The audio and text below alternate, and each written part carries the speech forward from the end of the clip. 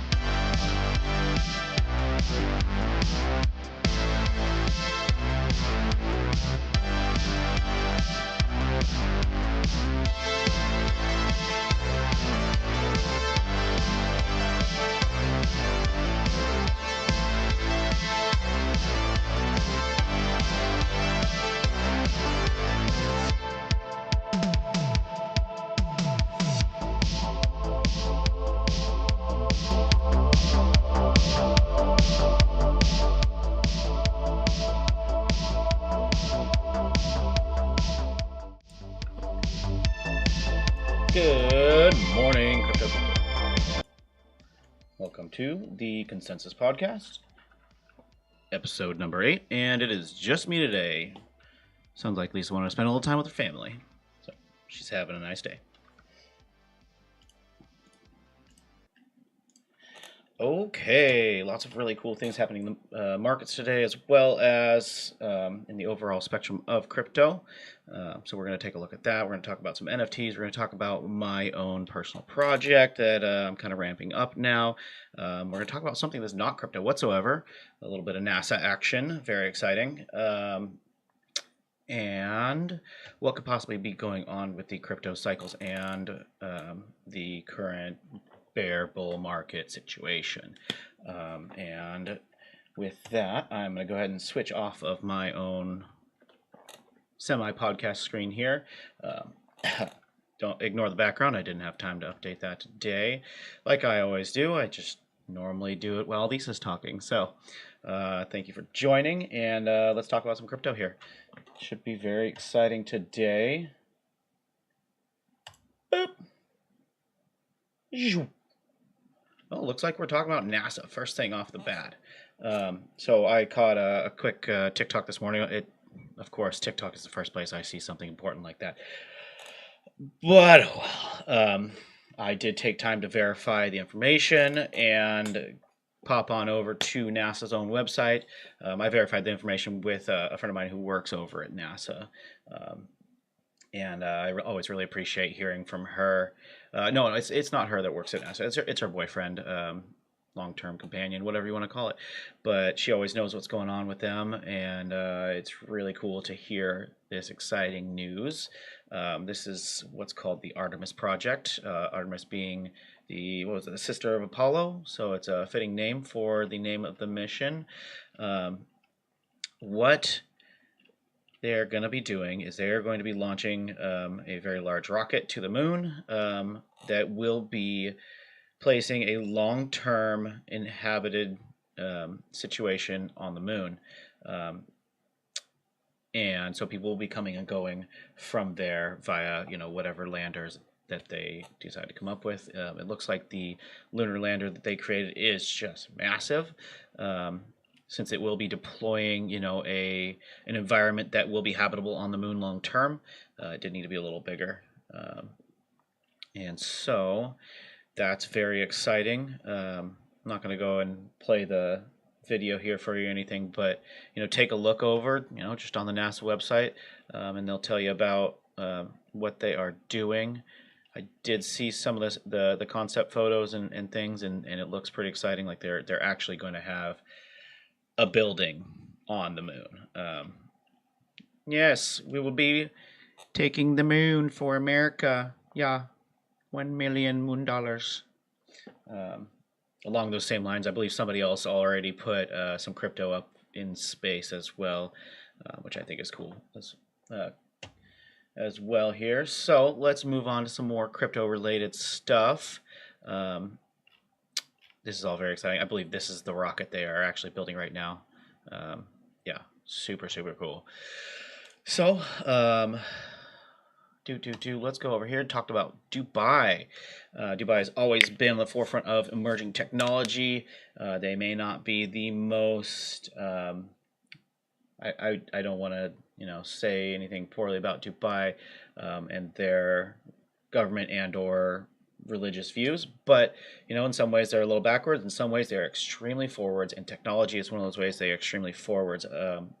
I spent over a week there, in August of 2020, and that is absolutely the feeling that I got, is that they have strong leadership. They have a very, very strong foot forward in tech and emerging, asset classes and everything like that. So it is no surprise that Dubai has granted Binance a virtual asset license. What that means is that they are kind of dipping their toe in on a more firm basis, saying that these currencies and assets are capable of being traded, but they are making it a little more regulated, which can be a good thing depending on your stance on the matter. But it looks like you are going to have to operate through a licensed broker. I'm not sure if that applies to just like individual transactions or just the forefront of how this license is operating. It looks like not only do they already have a what they're calling Virtual Asset Regulatory Authority, aka VARA, VARA. that they set up after Gulf neighbor Bahrain on Tuesday awarded Binance crypto asset service provider license, and it was the first in the Gulf Cooperation Council. So anything operating right there around the Saudi Gulf generally operates within the purview of each other. If you're familiar with the governmental structure of the Emirates, they kind of operate like individual countries. They can make their own decisions, but they take the consideration of each other. They kind of have a funny thing too, where they do love to compete between each other as individuals. My country got this, and my country got that, and my country got this. But they do generally operate as a whole, and allow a lot of free trade between each sector, or emirate in this case. And they're not even that big. I mean, you can drive from Abu Dhabi through Dubai, pass through Dubai all the way to the next emirate within a couple of hours. However, their wealth class is pretty incredible considering the size of each little emirate, and how much sand there is there.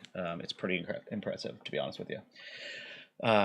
So let's keep scrolling down here. So Binance will be permitted extended limited exchange product services, pre-qualified investors, and professional financial service providers, all licensed VARA service providers. Again, that is the Virtual Asset Regulatory Authority, will be monitored progressively to open access to the retail markets. And that was a statement made by Binance themselves, which is absolutely true. Just reading this next section here, financial regulators across the world have targeted Binance for no small reason. As much as Binance is the largest crypto exchange in the world, they do like to play fast and loose with the rules, jumping from country to country as their home or wherever their headquarters is. And their jurisdictions and operational licenses kind of get thrown to the wind there with their caution, and they kind of do as they please and figure it out later. I would not suggest doing that in Dubai or any of the Emirates. They will cut your hand off. Jokes aside, their legal system is very, very cut and dry, and it is very to the point. You will have a ruling in whichever favor very quickly. So don't get stuck there screwing around. If you're ever in Dubai, just be a normal person, be respectful, and be aware that they are paying attention, and if you screw up, you're gonna have a bad time. Very similar to Singapore. Singapore's got some very strict rules as well, but it makes it a very, very nice place to live, that you can be safe, you can be healthy, and it's not terrible as far as being under a totalitarian regiment. As much as we all like to say that's a terrible thing, they get shit done. They really do. And this is definitely an example of that. And you can see that as well with their space program. Their Mars mission has been underway for several years now, and not many people else are doing such significant things because they have to work with government regulation. I think SpaceX is just one of the other few larger corporations that is actually making such significant moves in the space exploration region, but that's not the point. We don't really enjoy talking about them. Musk is not one of our favorite individuals. So moving right along. So if you weren't paying attention, back in November was when we were supposed to be seeing the top of the market, which we definitely did. It just wasn't as high as we were expecting it to be. I'd say it was probably about 30% shy. No, I guess if I actually do the math, 70K to 110 is a little closer to 60%. I'd have to actually go through and do math, or use my charting tools, which we can do in a little bit here. But so looks like last weekend marked the second anniversary of the notorious COVID-19, which caused the crash last in March of 2020, which, you know, if you bought in March of 2020, you had yourself a good time. Just a sec, let me take a drink. So we've pretty much had up and to the right since then. We haven't seen any prices anywhere near 10,000, 15,000, 20,000 since then. The closest we got was about 26, somewhere about 7 months ago, right after the April crash. Is pretty much where that was. So if you're familiar with market cycles, gosh, I actually have to look up when the next halvening is. Bitcoin halvening clock. Let's pull that up real quick. Looks like somewhere in 2024, an estimated 741 days and 21 hours. If you are not familiar with what the halvening is and how the consensus mechanism and the reward cycle of that consensus mechanism work, basically what happens is there's a certain number of blocks that need to be produced. Every number of blocks produced, the rewards for producing a block cut by half. And so back in 2010, they were quite significant. I mean, it was like thousands of Bitcoin. You know, it dropped from thousands to half of that, to half of that, to half of that. And it does that about every 4 years, give or take, you know, a couple of months, mostly giving a couple of months, because it's about 4 and 3 months, 4 years and 3 months-ish. And so whenever that happens, the market does react, which causes the price of Bitcoin to generally go up quite significantly, as shown over the last year. That price takes about 2 years to bake in, which is why you see a halvening, and then a couple of years later you see that price fluctuation upwards, and then right now is normally when it kind of dips down in preparation for that halvening. 741 days is 2.25 years or so. If I'm doing very bad math, 365, that's about a little under 2 years. So that all makes sense. But there is some talk around the cryptoverse about this super cycle because of the effects that have come into place over the last couple of years.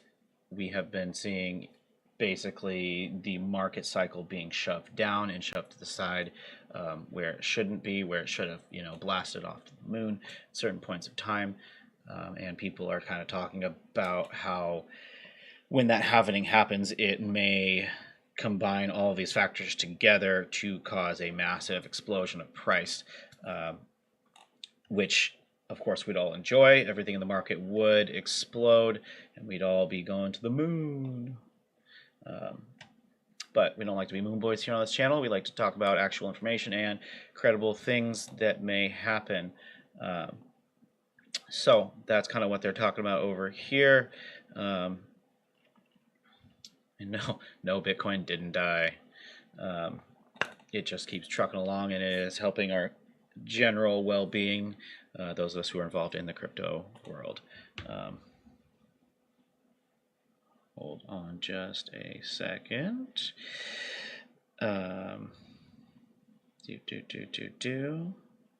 Sorry, I just got myself a phone call, and I'm, of course, I'm interviewing actively right now. Everybody's paying attention and wants to hire me, but I just got to kind of keep an eye on my phone in general. So let's go ahead and switch on over here to, not that one.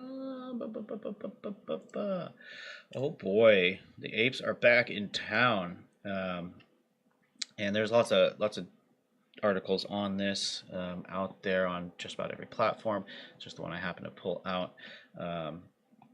So over the last week, Bored Ape Yacht Club did an airdrop to most of its holders, I believe. Being that it is one of the largest market caps already, it is doing quite well. What I really found impressive was the fact that within, a week or less of me even hearing about this token and or it becoming a thing, it popped up on Coinbase, which is not very common. Normally it takes quite a while for Coinbase to adopt a coin. So there must be some significant reason behind that, whether or not they're just trying to capitalize on market fluctuations and taking their percentage cut of the operating transactions there. That's all speculation, but it does seem kind of strange how fast it popped up on Coinbase. So the Ape token, ApeCoin DAO, is its governance token, and used in ecosystem fund. Ape Foundation, the legal steward of ApeCoin. Decision made by the ApeCoin community. Yuga Labs also announced 62% of the 1 billion Ape token supply will be allocated to the ApeCoin community over time, and 15% of the total supply, or 150 million Ape tokens, would be claimable by Bored Ape ecosystem NFT holders as of 8:30 a.m. on Thursday, March 17. So, quick tweet there by, looks like Jordan Lyle.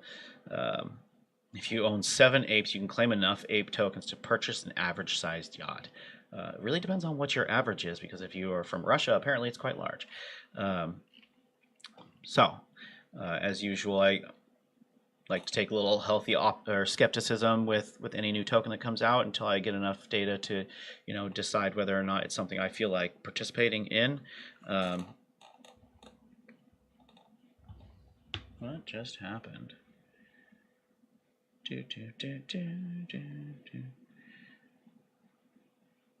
Oh, somebody was messaging me on Twitter. So, take your time with this. Liquidity can be an issue with brand new tokens. If it is on a centralized exchange like Binance, that is not exactly a huge issue anymore. However, the price will be reflected by the liquidity available. Liquidity on a book order type exchange like Coinbase isn't the same as it would be, say, on like here at the bottom, SushiSwap or PancakeSwap, where they use liquidity pools instead of an order book.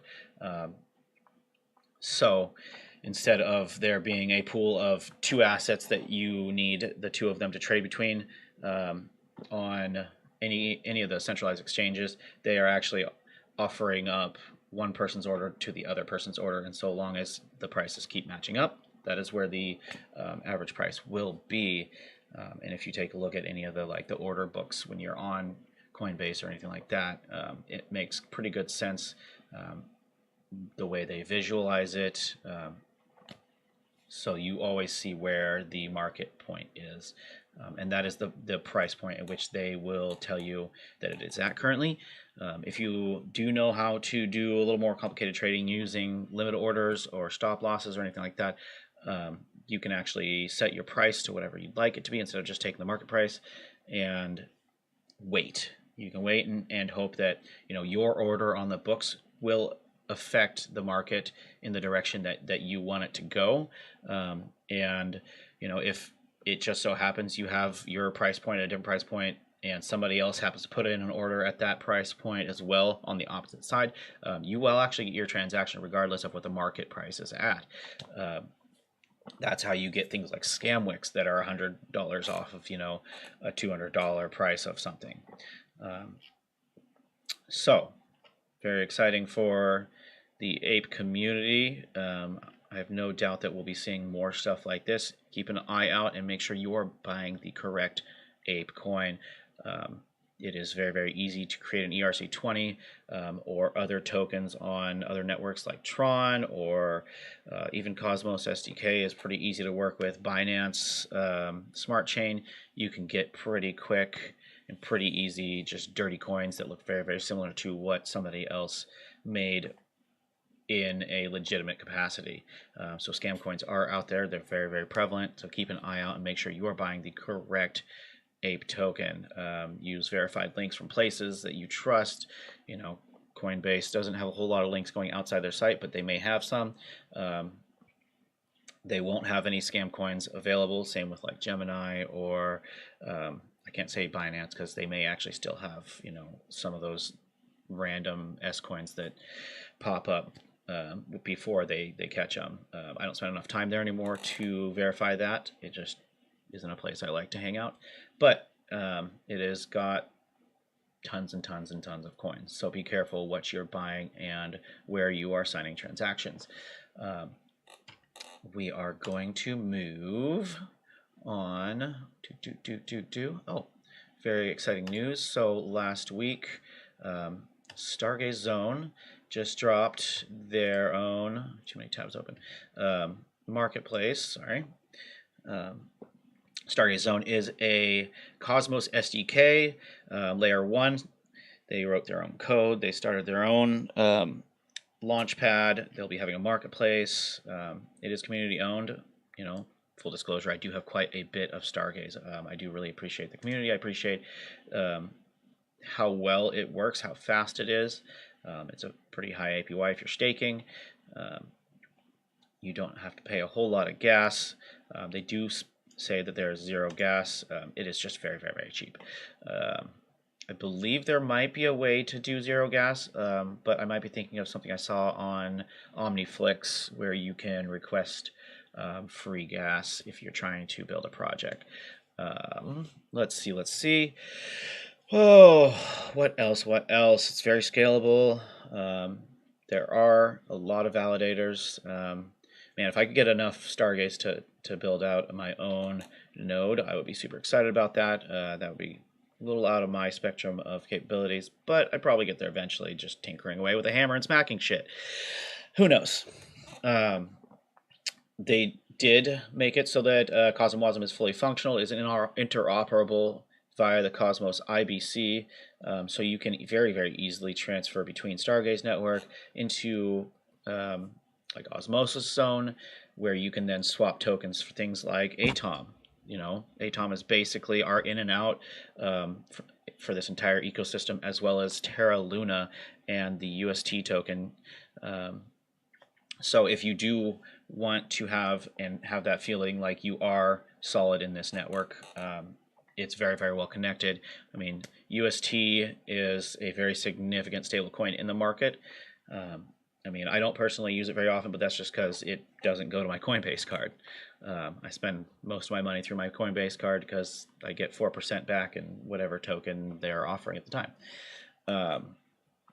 So I end up using USDC a lot, but the rewards for providing liquidity on Osmosis using UST come back in Luna, so you can get a significant amount of Luna if you've got a bunch of UST you just want to sit on. You get Osmo tokens, which have been, you know, slowly climbing from $1 up to $10 over the last 6 months, and you can swap for Atom, you know, and just any exchange that is worth their salt has Atom right now. Is becoming a very significant player, and it's kind of just for myself and a lot of the people who operate in this ecosystem. It's become our in and out, our on-ramp and off-ramp for anything Osmosis. So it makes that ecosystem very, very viable, which is, you know, of course, very important to us, and always having liquidity. I do believe they are working on this Ethereum gravity bridge, so they will be able to bring over Ethereum NFTs. It's very similar to operating like a wrapped token. So you would bring it over, use the gravity bridge, and then the gravity bridge protocol would essentially, and this is very, very, very basic, you know, terminology. It basically takes that Ethereum NFT and holds it in one place while you go around with your bridged version, pop it around to wherever you need to do what you need to do, make your transactions, operating on Stargaze network with a very, very, very low gas fee, if any. You know, make your deals, and then even if you transfer that NFT to somebody else's wallet or your own wallet or anything like that, when you go and you use that gravity bridge and pop it back out, it's exactly as it was before you ever interacted with the bridge protocol. So just the other day, I believe it was the 15th, it was Friday and Saturday last week, they did their Genesis mint. It was like I think 16 projects, NFT projects that the community had voted on, as well as a number that the dev team themselves decided were good. Minted out on the Stargaze launchpad. Everything went very, very well. Only a few issues with, whitelist things not working, or, people having issues minting just right off the bat. All my NFTs went through. Everything seems great. I got some really great picks. Some of these are just now popping up. They are slowly releasing more items to the launchpad. So, 114 Shut. I talked to them briefly. They're kind of doing this project where they're 3D mapping faces, I believe, and then doing their art on top of that. I don't know anything about Army of Ra. This one's brand new, Stardy. Acre NFT is actually a pretty interesting project. I believe each one of these NFTs provides a very significant portion of the profits to help. Let's see. All proceeds from profit collection go to the nonprofit Ogallala Life to help recharge the groundwater throughout the Ogallala region, which is, I believe, the central U.S. where the Dust Bowl happened, and so they're trying to help rebuild that ecosystem in real life, of course. Onyo is a very cool project, sold very, very quickly. Just cool art. That's pretty much all there is to it. Definitely would have liked to get one. However, they were a little pricey at 22.50 stars, so that's about $1,000 each USD. Baby Atoms, I snagged myself 3 of these because, Anyway, 140 stars is pretty reasonable pricing for those. I'm not sure what the utility will be yet. I'd have to take a look about it. They did just sell out right before I started the stream, and if anybody from that stream is watching, let me pop over to their Discord channel. I was hoping to get one of them on the stream, but they're probably super busy. Bad Kids NFT project was a PFP project. I thought it was pretty cool looking. It definitely struck home for a lot of people with very bad art themselves as a child. We all drew like this at some point, but they're a pretty cool collection. I talked to the devs at one point, and I think it was the artist I was chatting with, and we did some consulting, and he definitely was open to hearing some good advice, and looks like his project did very well, so I'm very happy for them. Colonial Cats looked fun. I didn't get any of those myself. I also didn't end up getting any Bad Kids. I was too focused on a couple of other things. Cosmos Constellations was super cool. Very small mint number of 88 at 888 stars, which is kind of cool. And looks like they also sold out. And Dala, I didn't really look into a whole lot. They also sold out. Almost everything here sold out. Genesis Rats sold out. Collection of 1,111 rat NFTs. Super cool. Glitch Candies. I really liked this project. I just didn't end up getting one. They also sold out. Hyperion was another cool looking art project that also sold out. IBC Friends, I actually managed to get 2 of these. Super fun. I think I got a top 40 as far as rarity goes, which I'm pretty happy about. Maybe it was top 60, I'm not sure. Junonauts was a big one that people were kind of excited about. Price was very reasonable, and they're essentially a utility NFT. Of course, they put their art out there with the NFT, and I believe the utility is to reduce the commission rate on certain validator nodes. So if you own one of their NFTs and you do stake, I think they're staking Juno is where it's operable. So if you stake your Juno to their validator node, you actually are going to get more of the reward back for your delegation, which is kind of cool. But it seems kind of limited because they do have to go around and individually talk to each validator node, talking about trying to convince them, hey, give our customers your discount, profit. So those validators will be making less based on this. But it was a very small mint, so I couldn't get one. It was only 500. It looks like they have no royalties on those, which is kind of cool. Owlies has been a pretty hyped up project. I did end up actually buying an Owlie. Nothing exciting, but I believe one of the first pieces of utility is that you will be getting an egg a little later on, which I'm unsure how the eggs work, but for 888 stars and only 888 NFTs available, it seemed like a pretty good buy. They are very active, and they have been active since mint. Stargaze Punks was obviously I had to get in on my Stargaze Punks. I got 2 of these. If you check my profile picture, I've got one of mine set as my profile now. Very, very simple. They just did a quick PFP. I don't know if there will be any further utility, but I really appreciate the art and the derivative, basically, you know, and making sure that she popped up and made the very first Punks project here on Cosmos Ecosystem.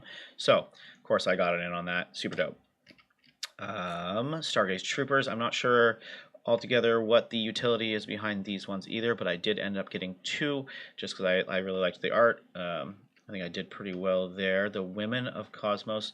I love this gal's art. I believe she's from South America somewhere, and her drop was a little bit slower. She did everything herself, which is super impressive, and I'm very happy that everything sold out for her.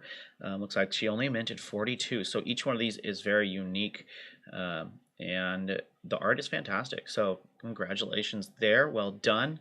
I'm not sure what her plans are from here, but at 600 stars, she did pretty good.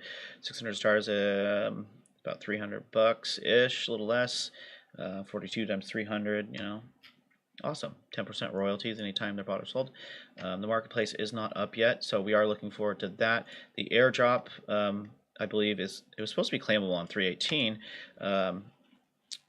but it looks like they have pushed it back again. So today was 3/18. It was supposed to be available today. So that's all very exciting. Moving right along, I'll show off my NFTs here for a sec. Boop, boop, boop, boop, boop, boop, boop, boop, boop. Bam. Bunch of cool NFTs. Some of them aren't loading right now. This one right here this was the top 40, so I'm pretty excited about that.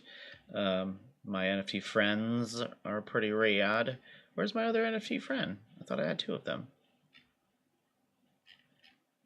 I may just need a reload.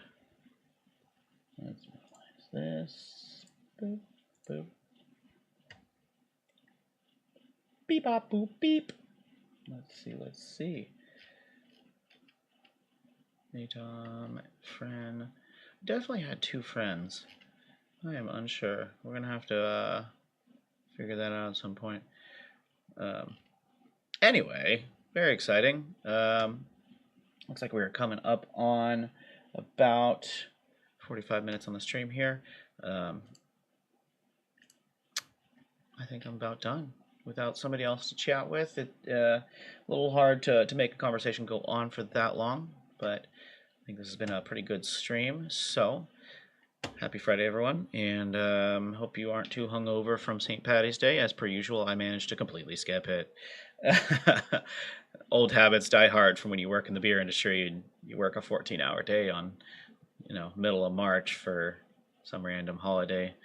But anyway, thank you for joining, and have a great day. Oh wait, is everybody still here? Live screen. Just so everybody knows, I am pushing forward with my own project here pretty significantly. As you probably know from the last stream, if you watched it, I did get my first physical print. The prints are going to be a unique one-of-one NFT. However, to even be able to get the prints, you have to first mint your digital version of the print, there's going to be 20 to 30 of each of those minted. I haven't decided on. I haven't fully decided what network. I'm pretty sure I'm going to work on Stargaze. I do really like their ecosystem in general. The big notes to take from all of this is holding your digital version of the unique printed piece does have very long-term benefits. So look out for those, including commission share of those. So the commission of the physical piece, the print piece, the NFT of that is going to have a large 20% commission. That 20% is going to be subdivided out between the individuals holding the other 20 to 30 NFTs, and only one of these slots goes to myself. So that'd be like 1/20th or 1/30th, depending on how many NFTs I decide to print as digital versions. I was kind of chattering with some of the people last night about how to achieve this kind of geolocation, and a couple of good ideas came around of using a little Bluetooth device, and a quick front-end verification, and or something to that extent where you really do have to physically be there and have to physically find the piece before you are allowed to purchase it, owing to the very unique nature of each piece and the fact that there will never ever be another one of them. I'm not printing out any extras for my family. I'm not printing out anything else, for side projects. There will only be one print of this digital AI generated art, which is derived from my own work. So it is going to be super exclusive. The long-term holders of all of those prologue NFTs is what I'm calling the first series, is the prologue, will be bootstrapping me up to help build out the Time Crash card game and book series, which will also be released as NFTs.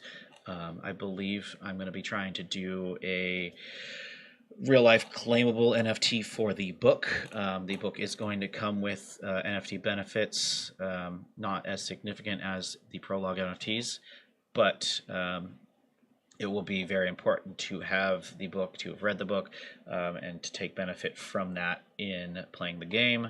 Overall, the game is going to have a year or so kind of tournament situation. When you play the game, you will be operating using My Layer 1.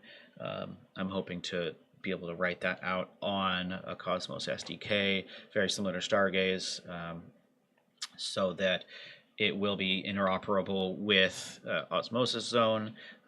As such, there's going to be some big drops to, maybe some of those people in that ecosystem. And so the very exciting part about the game is going to be, so you get your prologue NFT, you hold that, and you end up getting a lot of really big benefits, including a D&D spot. So it was brought to my attention, and I'm sure other people in this industry have been made aware of this.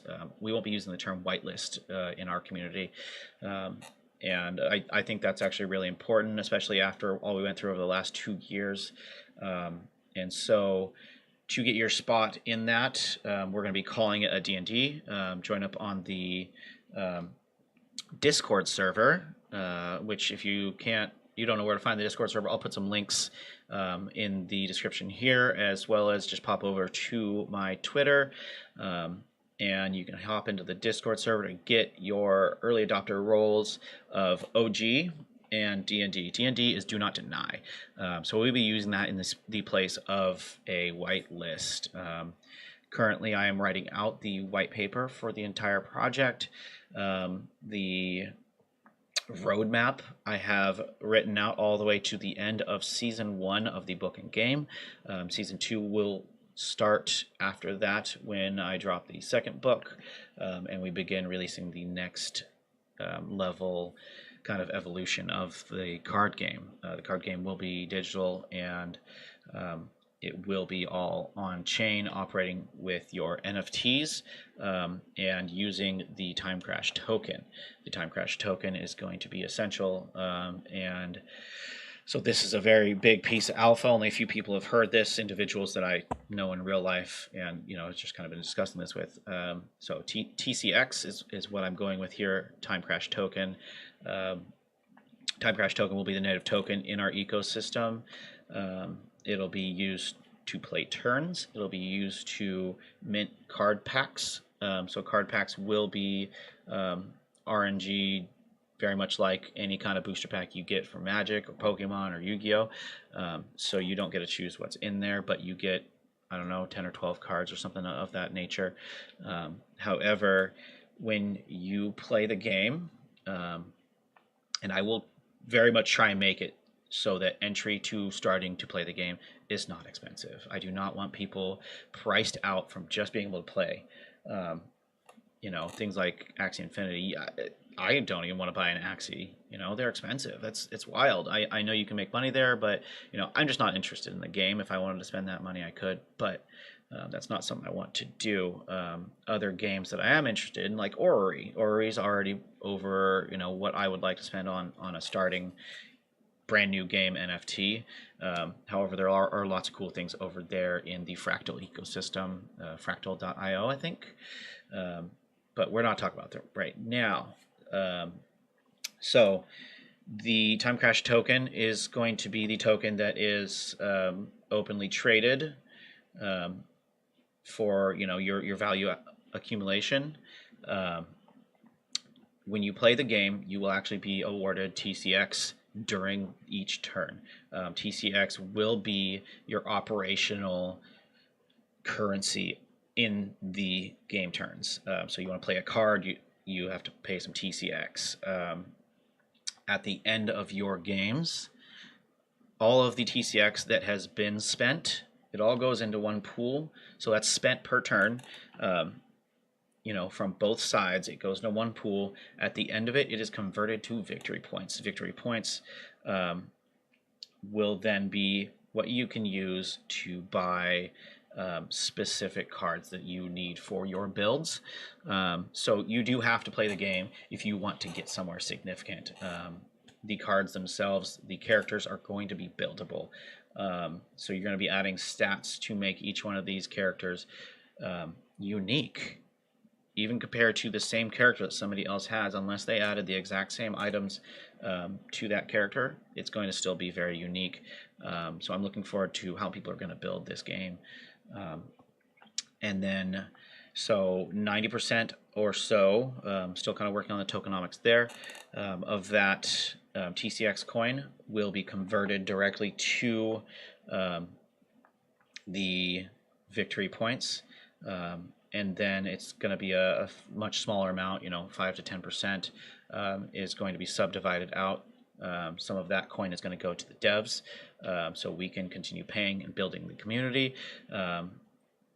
And some of that is going to just kind of either vanish or go to another operational cost of some sort. On top of that, so the real goal of having victory points is to win the tournament. Your ranking throughout the ecosystem will be based on how many victory points you have.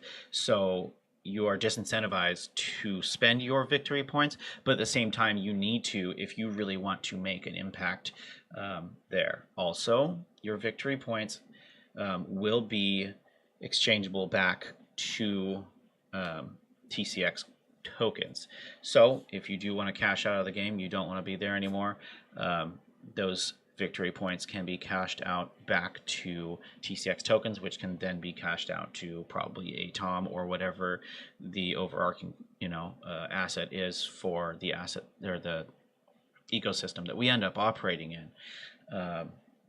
It's very exciting. I am looking to bring on team members right now. So if anybody is looking for a super exciting opportunity, I've already written the entire first book. I want to write the second one. However, I need to work on some dev edits and make sure I don't have any plot holes that are massive. A couple of people have already finished the book, and aside from editing errors and the like. They've enjoyed it so far. I put a lot of thought into building the world, building out the bits of language that are in it. I mean, I've seen far larger and less well developed storylines out there. It's really exciting for me. It's got a lot of hints and inspiration taken from some very significant parts of my gaming and reading kind of life and career throughout the years. I definitely took some really significant hints. The art and the music are, I mean, hopefully they're going to be incredible. I have a very strong need for beautiful music and good art. And so hopefully working through the Prologue NFT project, we will get all the funding we need to be able to pay for all of that forward and return value back to the Prologue NFT holders. The people who are holding those Prologue NFTs are going to be getting, of course, Discord roles, allowing them into Club TCX, as well as profit sharing from the buying and selling of any of the unique pieces and any of the other NFTs.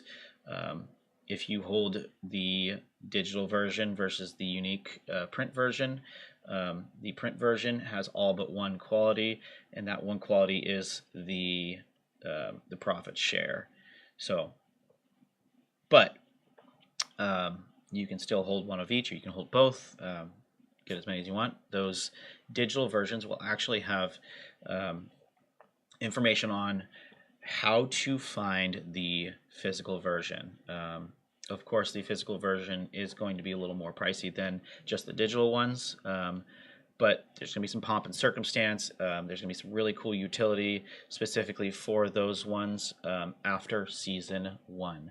However, everyone that is holding one of those tokens is getting that D&D spot for Season 1 of the NFT cards and the game, and possibly the beta to be testing and playing that. That's something I need to talk about with whatever future team I start building out here. So I think that was plenty on the Time Crash NFT project. Pop over to my Twitter or any of the places where I can post information and links, and I will make sure there are links to the Discord server. The first 1,000 will be getting OG roles in the Discord server. The OG role gives you a little bit more access than the D&D spot. The D&D spot, so first 2,000 will be getting D&D spots, and that is on top of your OG role. So if you are the first 1,000, you get both the OG and the D&D spot for the moving forward. There won't be a D&D for Prologue. Prologue does not have that. I can't afford to do that because there are so few tokens that are being minted. I'm literally going to be minting 20 to 30 tokens at a time, every month or half a month at a time, as I place the physical pieces in their locations set up with the tech to allow you to proceed with the mechanisms that need to be verified throughout purchasing that piece. It is really cool. I do actually have that piece behind me. Let me go grab that real quick.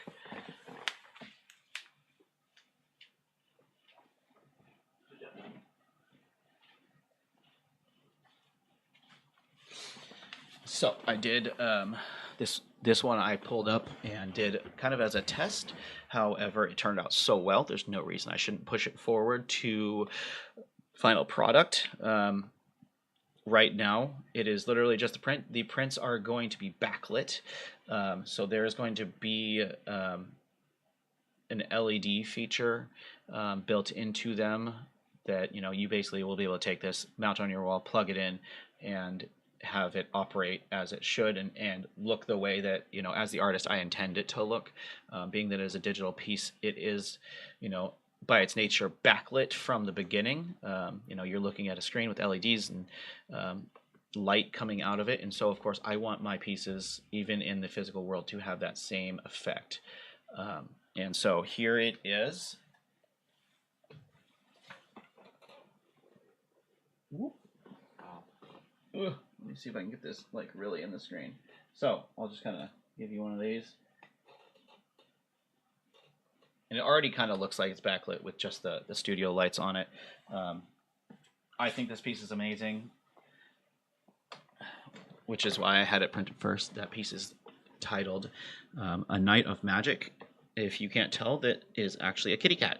That kitty cat's name is Magic. So, and the photo was taken on an October evening. I believe they were doing tarot cards that night. It was a group of my friends, and it was his friend's cat. And I really love this piece. I showed him, he goes, "Oh my God, I want that." And, unless he buys the NFT, he can't have it. That's one of the reasons I'm not doing a D&D slot for these is I'm not getting one myself. I'm not giving my friends one. This will be a, one NFT per wallet situation. And, of course, being that there's 30, they're super, super unique, and it's going to be pretty hard to get one. So pay attention. I'll make sure everybody knows. The first one will be dropping in Seattle. So hopefully Seattle residents are getting the actual NFT so that somebody isn't having to fly across the country to come get this sucker. But even the Seattle residents are going to have, a tough time working with the clues. I want there to be a bit of a scavenger hunt. I want it to really be something that people are not just going to be like, oh, it's right here, bam, found it, and they walk in there and they buy it or whatever. But it's going to be on display. People will see it, and hopefully somebody awesome gets this very first piece. There will be additional benefits once all 11 pieces are minted, given to the owner of the original, the unique prints. So look out for those. They will be announced here soon. Like I said, I've got my roadmap largely written out already, and I'm just trying to decide how much to reveal now. But it will definitely be available on the Discord, and when the website comes up, it will be there. I did get my unstoppable domain already, so it is going to be timecrash.nft. So look forward to the website drop when I finally get that designed. I just bought the site a few days ago. So I am learning all of that, and I'll let you know how it goes. Go ahead and leave any comments you need, questions you have throughout the entire podcast. And thank you for paying attention and watching.